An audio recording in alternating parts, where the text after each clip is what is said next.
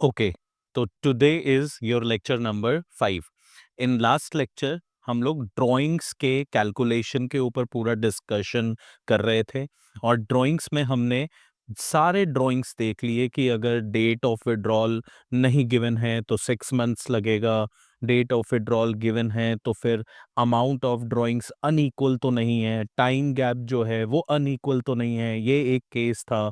फिर second case में drawings equal होना चाहिए, time gap between two drawing same होना चाहिए। ये कंडीशन में हमने सिंपल मेथड, प्रोडक्ट मेथड पढ़ लिए थे और आज हमारा जो टर्म है वो एवरेज पीरियड मेथड पढ़ने का है। तो बिना टाइम वेस्ट किए हम लोग एवरेज पीरियड मेथड कॉन्सेप्ट समझना शुरू करते हैं। तो लास्ट एग्जाम्पल जो हमने कराया था, जिसमें ये वाला एग्जाम्पल जिसमें कि एक पार्टनर एवरी मंथ के बिगिनिंग पे पैसा निकाल रहा था और रेट ऑफ इंटरेस्ट 10% था। तो इन दैट सिनेरियो हमने प्रोडक्ट मेथड यूज किया और प्रोडक्ट मेथड के थ्रू हमने रेट ऑफ इंटरेस्ट लगा के इंटरेस्ट ऑन ड्राइंग कैलकुलेट किया 3250। बट बेटा एग्जाम में हमारे पास इतना टाइम नहीं होगा, बड़े सवाल आएंगे और उन सवालों में सेम ये लैंग्वेज यूज किया जाएगा और आपको interest on drawing quickly calculate करना पड़ेगा। तो एट दैट टाइम बेटर होगा कि आप एवरेज पीरियड मेथड को ही यूज करो और झटके में इंटरेस्ट ऑन ड्राइंग कैलकुलेट कर लो। तो सर ठीक है, सब समझ में आ गया, पर बताओ तो सही एवरेज पीरियड मेथड का कॉन्सेप्ट का एवरेज पीरियड कॉन्सेप्ट का फॉर्मूला क्या यूज होता है। तो देखो बेटा, आओ मैं समझाता हूँ आपको। एवरेज पीरियड मेथड अगर आप यहाँ पे यूज करते हो तो आपका जो फॉर्मूला होता है वो होता है time left after first withdrawal. मतलब आपने फर्स्ट डे जो विड्रॉ किया उसके बाद आपका 31 March, after first withdrawal up to 31 of March कितना टाइम बचता है, plus time left after last withdrawal up to 31 of March, up to 31 of March कितना टाइम बचता है। इसको अगर आप 2 से डिवाइड कर दो तो आपका एवरेज पीरियड निकल के आ जाएगा। तो आओ इस क्वेश्चन में हम लोग देखते हैं कि हमारा फर्स्ट विड्रॉल कब हुआ था। तो सर हमारा फर्स्ट विड्रॉल हुआ था 1 अप्रैल को और हमारा लास्ट विड्रॉल हुआ 1 मार्च को। तो अगर टाइम लेफ्ट की बात करें तो यहाँ टाइम लेफ्ट है 12 और यहाँ टाइम लेफ्ट है 1। तो अब हम लोगों ने करना क्या है, इसी को फॉर्मूले में इंक्लूड करना है। 12 प्लस 1 डिवाइडेड बाई 2, तो ये आपका आ जाएगा 6.5 मंथ्स। ओके, चलिए अब अगर मैं इंटरेस्ट कैलकुलेट करता हूं, तो बेटा इंटरेस्ट कैसे कैलकुलेट होगा। आपने विड्रॉ किए हैं 5,000 रुपीज और आपने ये पैसे पूरे 12 मंथ्स तक विड्रॉ किए। ओके, आपका रेट ऑफ इंटरेस्ट है 10% और आपने जो अब इस सिनेरियो में इंटरेस्ट निकालना है वो एवरेज पीरियड जो आपने कैलकुलेट किया उतने के ऊपर निकालना है, दैट इज 6.5 मंथ्स। तो अब अगर इसको कैलकुलेट करते हैं तो ये आएगा सेम अमाउंट जो आपका ऊपर कैलकुलेट हुआ था, दैट इज 3,250। अब आपको बस क्या याद करना है, वो याद करना है कि हर सिचुएशन में एवरेज पीरियड कितना कैलकुलेट होगा। तो एक क्वेश्चन हमने और किया था क्वार्टर को लेके, तो पहले उसको कंप्लीट कर लेते हैं, फिर मैं आपको लिखवा देता हूं कि हर एक कॉन्सेप्ट में कितना एवरेज पीरियड कैलकुलेट होगा। तो यहां पे देखिएगा बेटा, सेम फॉर्मूला यहां भी यूज होगा। तो यहां पे भी क्या फॉर्मूला अपने यूज करेंगे एवरेज पीरियड का, तो टाइम लेफ्ट, यहां मैं शॉर्टकट में लिखूंगा time left after first withdrawal, after first withdrawal plus time left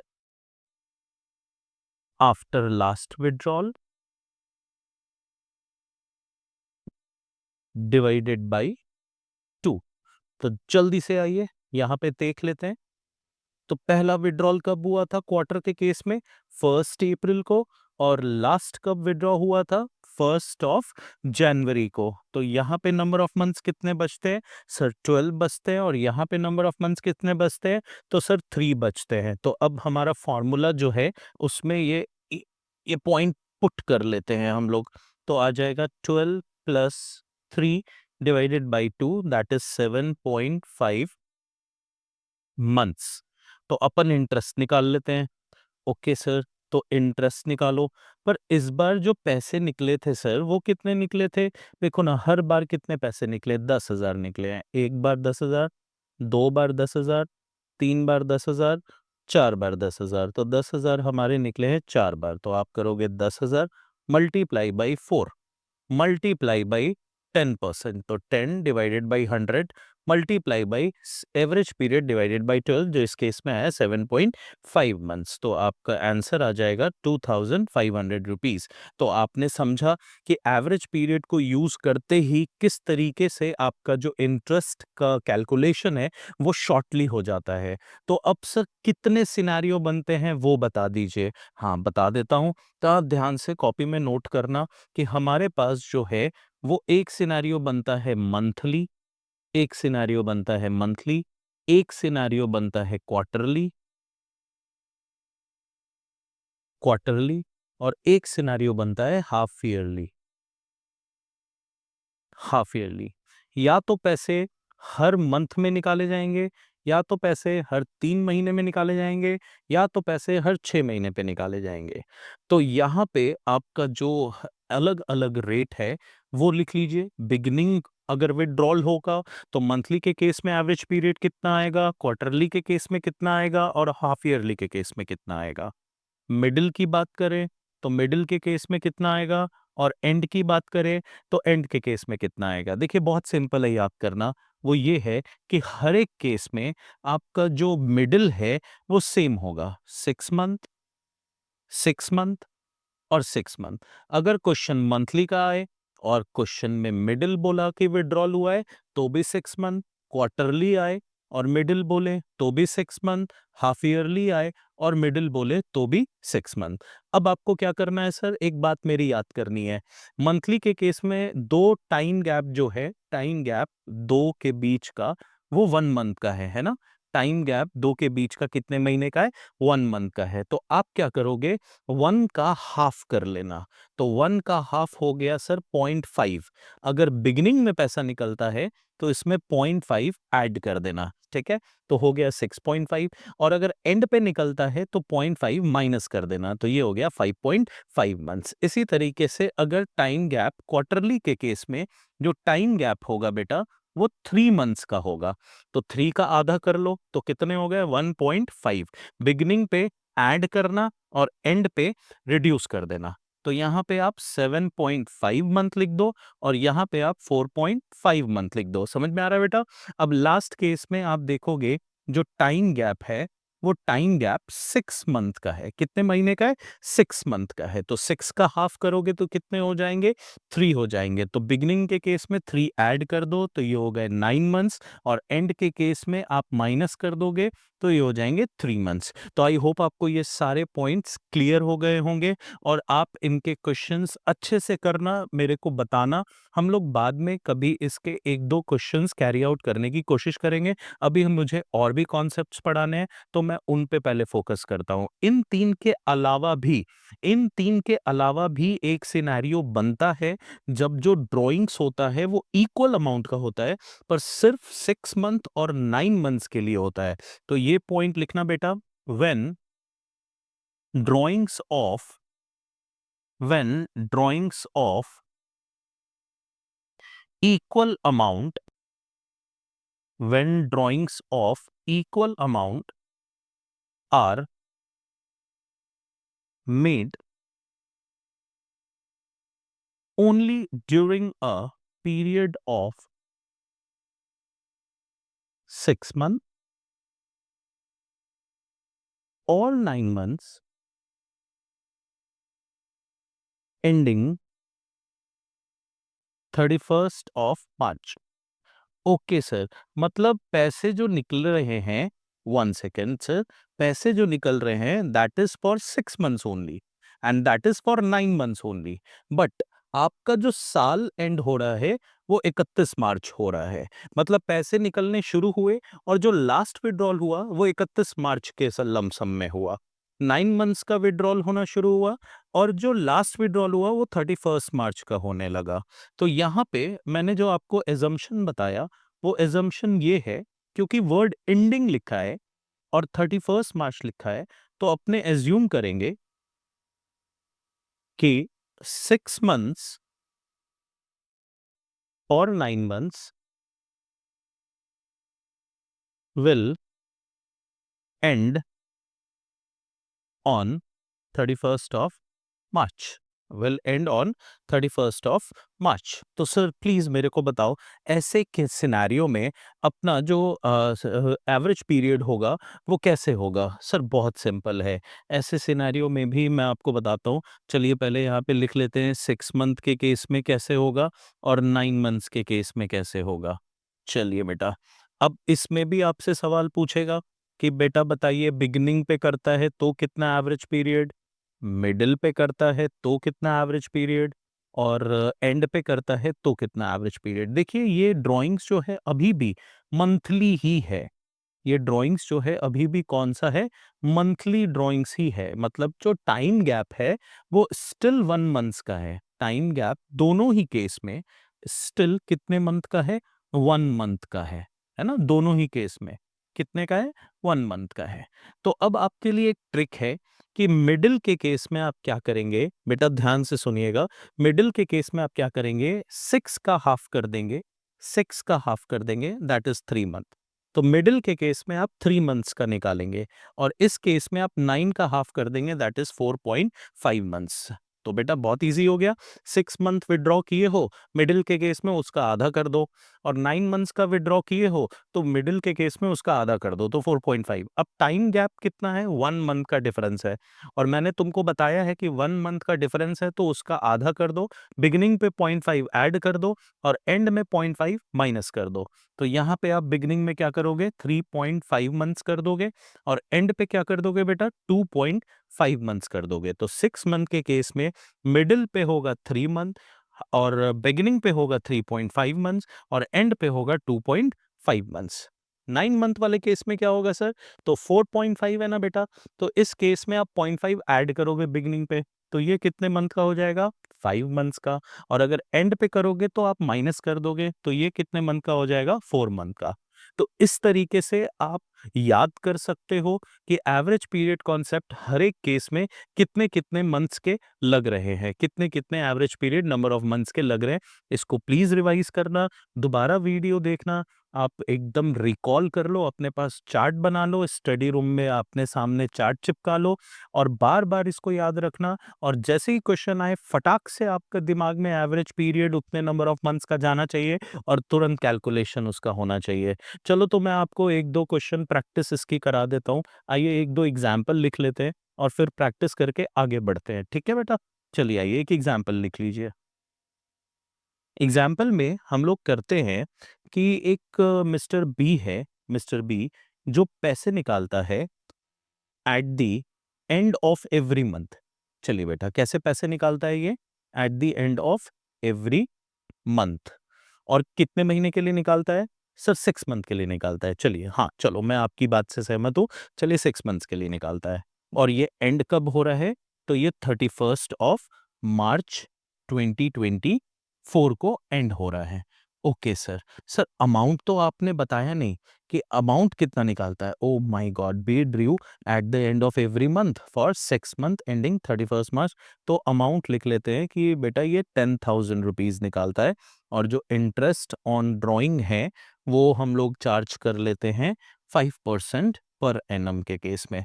तो अभी आपने देखा कि अगर कोई व्यक्ति एंड पे पैसा निकाल रहा है, अगर कोई व्यक्ति एंड पे पैसा निकाल रहा है तो हम लोगों का जो इंटरेस्ट चार्ज हो रहा है वो 6 मंथ के केस में कितने का हो रहा है, 2.5 मंथ्स का। तो फटाक से आपने सॉल्यूशन करना है।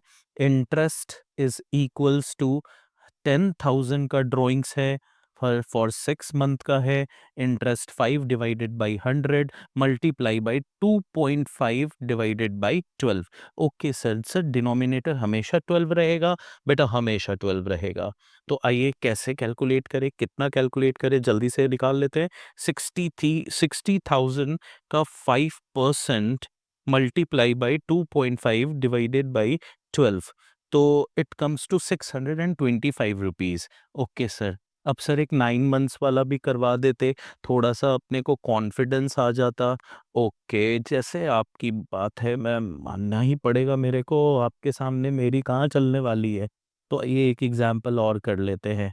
एग्जाम्पल, इस केस में हम लोग किससे पैसे निकलवाते हैं? चलिए आपके एक्स से, ओ सॉरी सॉरी, एक्स से पैसे निकलवाते हैं। X true at the beginning of, so sorry, beginning of every month for 9 months ending 31st of March 2024। और इस केस में ये निकाल रहा है 15,000 rupees. Okay, not to worry sir, अपने बहुत आसानी से निकाल लेंगे। इंटरेस्ट ऑन ड्राइंग है इस बार 10% पर एनम। सर टेंशन नहीं लेनी, कितने पे है? बिगिनिंग पे है, 9 का आधा होता है 4.5, बिगिनिंग पे 0.5 ऐड कर देते हैं, तो अपना एवरेज पीरियड आ गया इस केस में 5 मंथ्स का। वाओ, आप तो बहुत समझदार निकले बच्चे। चलिए sir, interest is equals to 15,000 multiply by 9 multiply by 10 divided by 100 into 9। अरे नहीं सर, 9 थोड़ी, हाँ हाँ हाँ बच्चे याद आ गया, 5 डिविजिबल बाई 12। तो सर प्लीज आप कैलकुलेट कर दो, 15,000 multiply by 9 multiply by 10% multiply by 5 divisible by 12। Sir ये आया 5,625 रुपीज। तो ऐसे ही आपको हर सवाल बनाना होगा। तो आई होप मैंने एवरेज पीरियड कॉन्सेप्ट सारे आपको बता दिए हैं। अब दो बातें और बनती है बेटा इस कॉन्सेप्ट में, मैं चाहता हूं कि वो भी पढ़ा दूं, उसके बाद मैं निश्चिंत हो जाऊंगा कि मैंने इंटरेस्ट ऑन ड्राइंग के सारे कॉन्सेप्ट तुम्हें पढ़ा दिए। थोड़ी वीडियो लंबी होती है तो कोई बात नहीं बेटा, कॉन्सेप्ट तो कंप्लीट करना ही है। तो आइए एक इंपॉर्टेंट पॉइंट लिखिए। तो आपने एक इंपॉर्टेंट पॉइंट लिखना है। पॉइंट ये है कि if rate of interest, if rate of interest is given without the word per annum। Okay, without the word per annum. अच्छा, कभी हो सकता है कि यहाँ पे ये जो 10% पर एनम है ये वर्ड ना दिया रहे, तो सर वैसे केस में क्या होगा? तो interest will be charged, interest will be charged without considering time और डेट ऑफ ड्रॉइंग। और यू कैन से कि in this situation interest will be charged for 12 months। Okay sir, चलिए सर एक एग्जाम्पल इसका कर लेते हैं। हाँ बेटे कर लेते हैं, एग्जाम्पल लिखिएगा। A has withdrawn ₹50,000 during the year and interest on drawing is charged at the rate 10%। तो सर इस केस में इंटरेस्ट के साथ वर्ड पर एनम नहीं अटैच्ड है, तो कोई बात नहीं सर। तो ऐसे सिनेरियो में अपने इंटरेस्ट जो निकालेंगे वो होगा 50,000 multiply by 10% without considering time. तो ये हमारा आ जाएगा 5,000 रुपीज।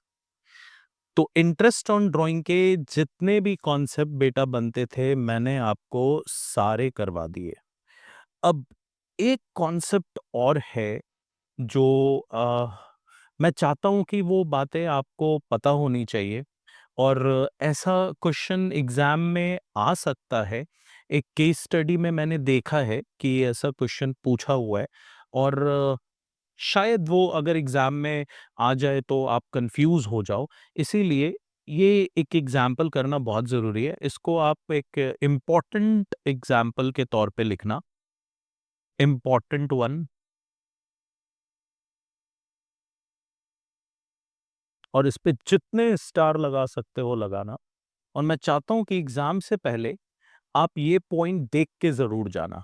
मुझे पता है आप प्रो हो जाओगे एवरेज पीरियड के कॉन्सेप्ट में, और आप फटाफट इंटरेस्ट निकालना भी सीख गए होगे और सीख जाओगे विथ प्रैक्टिस।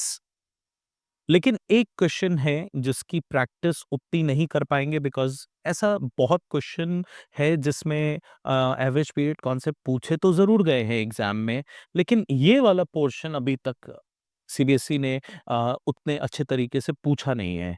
लेकिन क्वेश्चन बन सकते हैं, तो प्लीज आप अच्छे से पहले सवाल पढ़ना, और फिर हम लोग इस सवाल को बनाएंगे। देखना बेटा क्या कह रहा है कि N withdrew, N is one of the partner.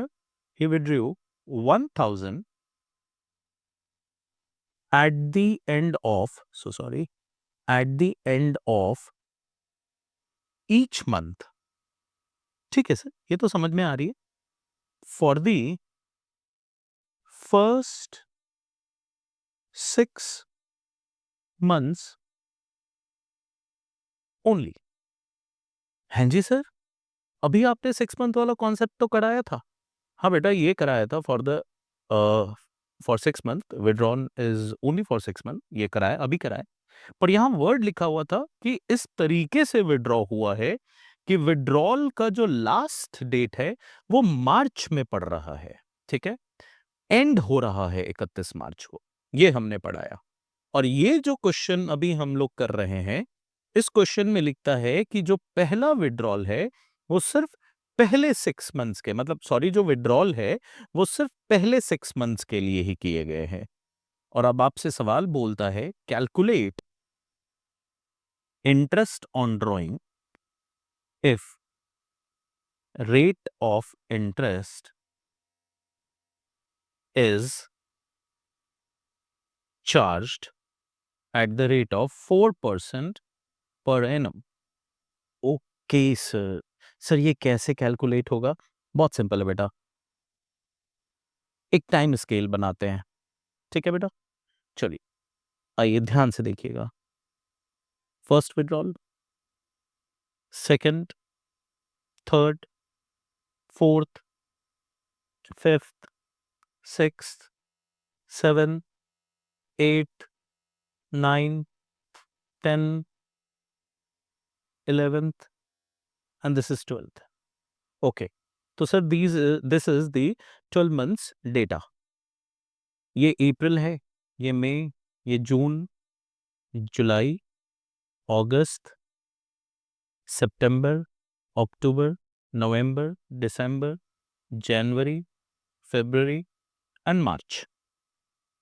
Okay sir, time scale बना दिए। अब देखिए ध्यान से, सवाल आपको क्या बोल रहा है कि eight the end of each month, withdrawing जो है वो हर महीने के एंड पे है। तो सर पहला विड्रॉल जो हुआ होगा वो यहां पे हुआ होगा, that is on 30th April. Okay, और ये विड्रॉल के बाद जो लास्ट विड्रॉल हुआ होगा वो तो पहले ही सवाल बोल रहा है कि पहले 6 महीने के लिए ही हमने विड्रॉ किया। तो हमारा जो 6 मंथ्स का एंड होगा वो कब होगा? सितंबर के लास्ट डेट पे, दैट इज 30th सितंबर। और इसके बाद हमने कोई विड्रॉल नहीं किया। हमने यहाँ विड्रॉल किया, हमने सॉरी यहाँ पे पहला विड्रॉल किया, यहाँ दूसरा, यहाँ तीसरा, यहाँ चौथा, यहाँ पांचवा और यहाँ छठा। हमने इसके बाद विड्रॉ ही नहीं किया। तो अगर आप यहाँ से यहाँ तक का टाइम स्केल देखेंगे तो कितने नंबर ऑफ मंथ बचे? एक तो कट गया, तो 12 में से एक कट गया तो कितने बचे सर? 11 मंथ्स बचे। ठीक है, और यहाँ से यहाँ तक का अगर देखें सर, तो आप 12 में से आपका 6 कट गया तो कितने बचे? 6 मंथ बचे। आप देखिए ना कितने कट गए, ये भी कट गया, ये भी कट गया, ये भी, तो बचे कितने? 6 मंथ बचे। तो सर हमारा एवरेज पीरियड यहाँ पे निकलेगा, ध्यान से देखना, time left after first withdrawal is 11 months plus time left after last withdrawal is 6 month divided by 2, तो इट कम्स टू 8.5 मंथ्स। तो सर हमारा इंटरेस्ट कितना आएगा? बेटा इंटरेस्ट आएगा, आपने 1,000 रुपए निकाले, 6 महीने के लिए 4% का इंटरेस्ट रेट था, सारे 8 महीने का एवरेज पीरियड कॉन्सेप्ट लगा, तो इंटरेस्ट रेट जो आपका जो इंटरेस्ट कैलकुलेट होगा आपका, वो होगा 6,000 का 4% इंटू 8.5 डिविजिबल बाई 12, तो ये आपका इंटरेस्ट आएगा 170 रुपीज। तो पीएनएल अप्रोप्रिएशन के सारे कॉन्सेप्ट मेरे क्लियर हो गए। अब हम लोग नेक्स्ट क्लास में पीएनएल अप्रोप्रिएशन का एक क्वेश्चन करेंगे और फिर हम लोग partners capital account, current account बनाना सीखेंगे और अपने स्टडीज को आगे लेकर चलेंगे। Thank you so much for watching this video. Stay tune with us. Bye bye.